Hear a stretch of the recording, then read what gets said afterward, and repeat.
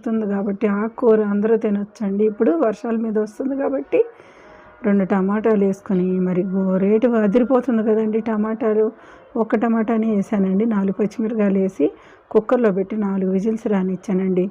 ఇప్పుడు మనం చేయాల్సింది ఏంటంటే కుక్కర్ మూత తీసి చూసుకుని దాంట్లో చక్కగా ఇంత ఉప్పు, ఇంత కారం, ఇంత పసుపు వేసుకోవటమే. ప్రతి కూరలో వేసుకున్నట్టే కదా ఫ్రెండ్స్.